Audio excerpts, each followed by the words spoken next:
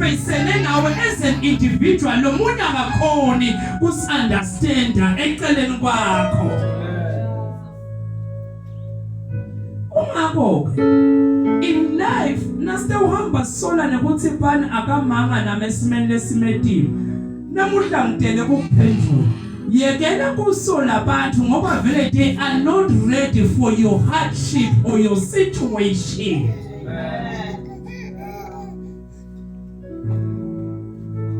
Angiphenzi lokhu silelana lomunye uThembu ngeke uThembe James uThembu umfundisi uThembu umfundisi Thembu umfundisi Thembu umfundisi Thembu yabona sithembene bazalwane only to find out ukuthi noma ungamthemba kanganani na wena nawuhambi uyothandazela lesimo lo space ayinotawulana kuthi wena umbule kanganani uNkulunkulu nakahamba nawe bambona labantu akusho lutho lokho wena tsenza singaphilemelani ngelide nangakuthandazisi njanga kuthandazisi ndabelele. Just prepare for your hardship. Let's get Bible Jesu abuye. Athi abuye nakathetha kuthandaza lokucala kanze boPeter balela. How Peter? Madoda seningalala nawo lesikhathi lesimedima so. How prophet wethulile kanzima isithethe siyafana ka ngilele ngitsiniwe. Wajesu madoda okay ngemanga selengibambisa 1 hour. Wajika again wayothandaza.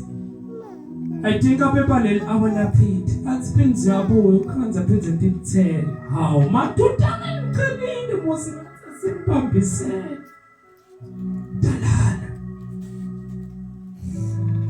Aha, lithi nama apuyana lokho sithathwa kanze solo benjani bale. But he was praying one prayer yena himself. He said babe uma kuyinthandvo yakho let this cup nginathe noma lenzebe ayingesuswa kimi. In other words, what I'm about to face, let your will be done. And the cup that he was talking about, he was the cup of suffering. Oh my God. Each time as you face the cup of suffering, you will notice what's around you. They are not ready to go with you on your sufferings. But ready to go now the teeth, my God. When you drink the cup of suffering, allow the will of God to happen in your life. When you are about to drink the cup of suffering, you need God and you alone. Just prepare for your hardships. He said, let your will be done.